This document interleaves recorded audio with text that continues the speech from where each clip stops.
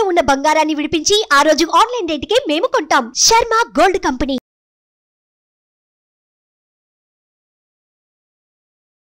నమస్తే, welcome to Suman TV. నేను మీ యామిని. ప్రస్తుతం మనతో ఉన్నారు ప్రముఖ ఆధ్యాత్మికవేత్త, సైకాలజిస్ట్ హరి రఘుప్రియ గారు ఉన్నారు. మనకున్న సందేహాల్ని అడిగి తెలుసుకుందాం అమ్మతో. నమస్తే అమ్మ. నమస్తే అమ్మా. అమ్మ, ఈ క్రోధినామ సంవత్సరంలో అంటే ఈ సంవత్సరం నర్మదా నదికి పుష్కరాలు వస్తున్నాయి అన్నారు కదమ్మా, దానికి సంబంధించిన విశేషాలు తెలియచేయండి. తప్పకుండా. అసలు నర్మదా ఎలా పుట్టింది అంటే, శివుడు తపస్సు చేస్తున్నప్పుడు స్వేదం నుంచి శివుడు కంట్లోంచి వచ్చేది రుద్రాక్ష. శివుడు తపస్సు చేస్తున్నప్పుడు ఆ వేడికి ఒక చిన్న బిందువు భూమి మీద పడింది. అది నర్మదాగా తయారైంది. నర్మదాని 2 రకాల పేర్లతో పిలుస్తారు. ఒకటి నర్బుడ్డ అని ఇంగ్లీష్లో పిలుస్తారు. రేవా నది అని కూడా నర్మదాకి మరొక పేరు ఉందన్నమాట. ఇది ఎక్కడ పుట్టిందంటే, ఇది మధ్యప్రదేశ్లోని అమర్కంటక్ అనే ప్రదేశంలో పుట్టిందనమాట. అయితే ఇది మధ్యప్రదేశ్కి గుజరాత్కి ఒక జీవన రేఖగా పిలువబడుతోంది. ఎందుకంటే అక్కడ పుట్టింది కాబట్టి అక్కడ ప్రజలు దీనికి వ్యవసాయానికి కానీ పాడి పంటలకు కానీ ఉపయోగించుకుంటూ వచ్చారు. అయితే దీని పుట్టుక అమరకంటక్ అని ఎందుకు వచ్చింది అంటే, ఒకసారి ఒక మహర్షి ఏం చేశాడంటే తపస్సు చేశాడు. తపస్సు చేసి భూమి మీదకి తీసుకురావాలి. మహారాజు తపస్సు చేశాడు. భూమి మీదకి జలాన్ని తీసుకుని రావాలి. తీసుకుని వచ్చి తన పరివారానికి ఇది అంటే శాంతి చేయాలి అని, పితృలకి శాంతి చేయాలని అనుకుంటాడు.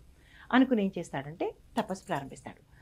శివుడి కోసం తపస్సు ప్రారంభించినప్పుడు శివుడు ప్రత్యక్షమవుతాడు. సరే, పురుకుత్స, నేను భూమికి పంపిస్తాను, జలాన్ని పంపిస్తాను, కానీ దాన్ని అడ్డుకునే శక్తి మీకుందా అని అడుగుతారు. అడిగేటప్పటికీ అంత జలాన్ని తట్టుకోవడం అంటే కష్టమైన పని కదా, ఎవరు ఆపగలరు? అప్పుడు ఈయన ఏమంటాడంటే, తప్పకుండా పర్వతం ఉంది, పర్వత కుమారుడు అమరకంటక్ అనమాట. ఆ వింధ్యా పర్వతం అనమాట అది. ఆ పర్వతం కుమారుడు అమరకంటక్. అతను ఏమంటాడంటే, నేను ఆపుతాను దాన్ని అని చెప్తాడు. అయితే సరే అని చెప్పి శివుడు పంపిస్తాడు. అందుకనే అది మధ్యప్రదేశ్లోని అమరకంటక్ అనే పేరుతో అక్కడ పుట్టడం, నర్మదా నది పుట్టడం జరిగింది. ఆ నర్మదా నదికి అంటే అక్కడున్న ప్రజలు ఏమని పెట్టుకున్నారంటే, నర్మదా మాత ఆలయాన్ని కట్టించారు. నర్మదా మాత ఆలయంలో పార్వతీదేవి, శివుడు, వినాయకుడు ఉంటారు. అయితే ప్రతి చైత్రమాసం అంటే ఇప్పుడు మనకి రేపు వస్తుంది కదా పుష్కరాలప్పుడు, అప్పుడు ఏం చేస్తారంటే ఒక జాతరలాగా చేస్తారు. శివరాత్రికి ఇప్పుడు కూడా జాతరలాగా చేస్తారు, పుష్కర జాతర అంటారన్నమాట. దానికోసం ఏం చేస్తారంటే, అక్కడ 3 జిల్లాల ప్రజలు వచ్చి ముందు రోజే వాళ్ళు అక్కడ పడుకుని ప్రసాదాలు వండుకుంటూ అక్కడ నిద్రపోతే వాళ్ళ కోరికలు తీరుతాయి అని ఒక ఆచారం, నమ్మకం అనమాట. ఆ గుడిలోనే అది అమరకంటక్ నర్మదా నది గుడిలోనే ఒక రాతితో చెక్కబడిన ఏనుగు ఉంటుంది. అది 1 మీటరే ఉంటుంది.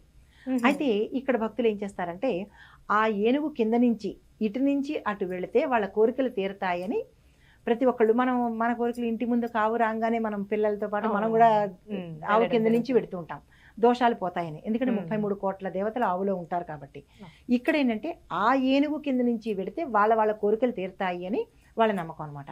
సన్నగా ఉన్న వాళ్ళు, చిన్నపిల్లలు వాళ్ళు దూరిపోతారు.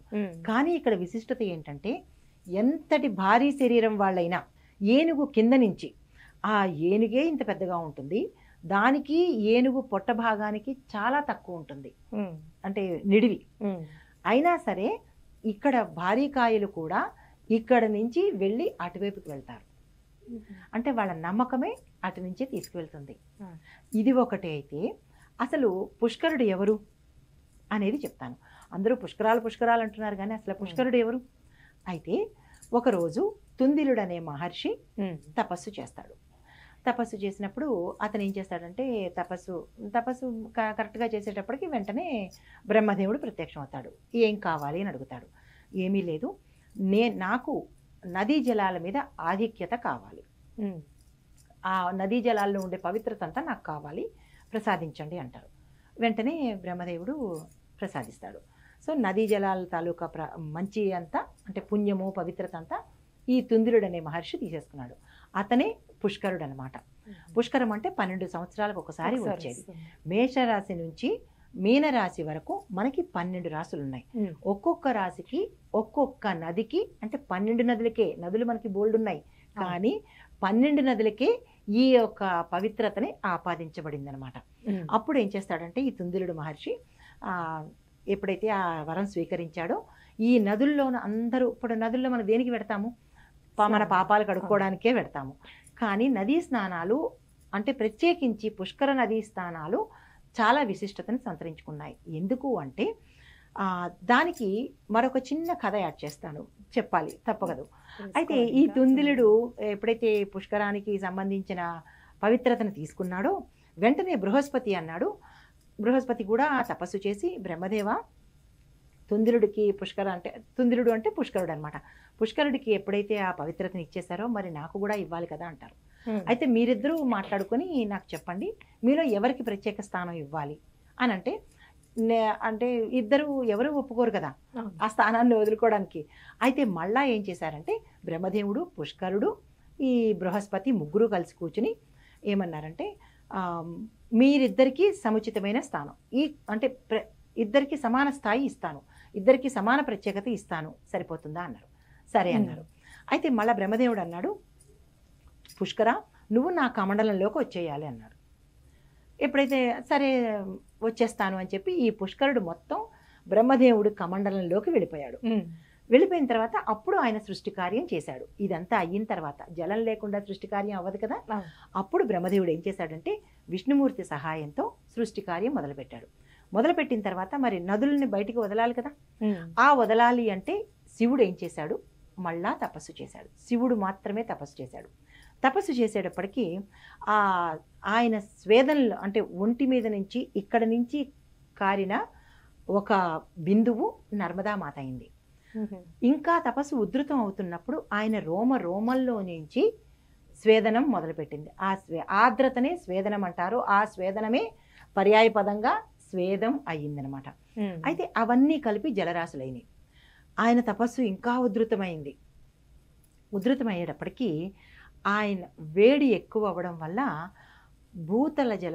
భూతలం మీద ఆయన రేతస్సు పడింది. ఎప్పుడైతే ఆ రేతస్సు పడిందో అది ఉప్పగా మారి సముద్ర జలాలైనవి.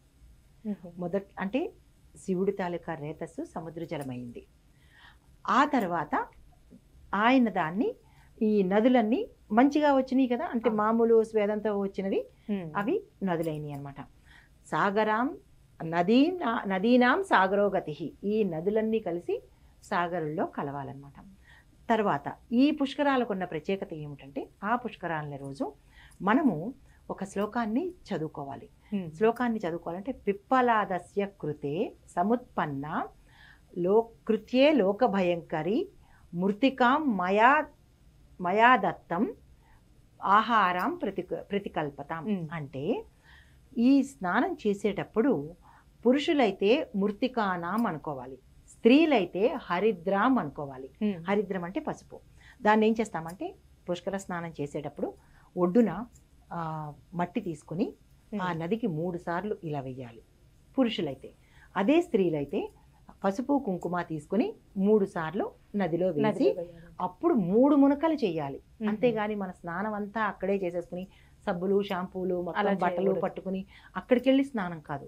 నదీ స్నానం పుణ్యం కోసం ఇంట్లో శుభ్రంగా సూర్యోదయానికి ముందే స్నానం చేసి ఈ శ్లోకం చెప్పుకుని మంచి బట్టలు, పవిత్రమైన బట్టలు వేసుకుని అక్కడికి వెళ్ళి 3 మునకలు ఇలాగ పెట్టి 3 మునకలు మనం మునగాలి తప్ప స్నానపానాదులు అక్కడ చేసుకోవడానికి కాదు.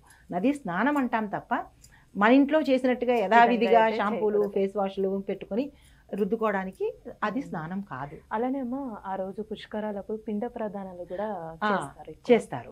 అది ఎందుకంటే ఈ పుష్కరంలోకి బృహస్పతి, ఈ పుష్కరుడు వచ్చినప్పుడు ఆ ప్రత్యేకమైన సమయంలో మన పితృదేవతలకి ఉపహారం చేయడం కోసము పిండ ప్రదానాలు చేస్తారు, దాన ధర్మాలు చేస్తారు, పిండ ప్రదానాలు చేస్తారు. ఆ పుష్కరం టైంలో ఏది చేసినా, చిన్న మృతిక కూడా ఇచ్చినా కానీ విశేషమైన ఫలితం ఉంటుంది. ఎందువల్ల అంటే ఆ నదిలో దేవాది దేవతలు ఉంటారు, దేవీ దేవతలు ఉంటారు, ప్రత్యామ్నాయంగా మనకి వీళ్ళు పితృదేవతలు కూడా ఉంటారు. మనం అక్కడ చేసే స్నానపానాదులు కానీ దానాలు కానీ అవన్నీ ఎవరికి చెందుతాయి? పితృదేవతలకు చెందుతాయి. పితృదేవతలు శాంతిస్తే మన కుటుంబాలు వంశాలు కూడా సంతోషంగా ఉంటాయి. తర్వాత ఇవి చేసేటప్పుడు ఏం చేయాలి అంటే ఉదయానికి సూర్యోదయానికి ముందే స్నానాలు చేయాలి తప్ప దానాలు కానీ ధర్మాలు కానీ స్నానాలు కానీ సూర్యోదయానికి ముందు చేయాలి. మధ్యాహ్నం వరకు పనికొస్తుంది. ఎప్పుడైతే మధ్యాహ్నం దాటిందో అసుర సంధ్య అంటారు. ఆ టైంలో చేసేవేవి ఫలితాన్ని ఇవ్వవు. చాలా చక్కగా తెలియజేశారమ్మా, ధన్యవాదాలు. నమస్తే. సుమన్ టీవీలో మీ పర్సనల్ అండ్ బిజినెస్ ప్రమోషన్స్ కోసం కింది నెంబర్కి కాంటాక్ట్ చేయండి.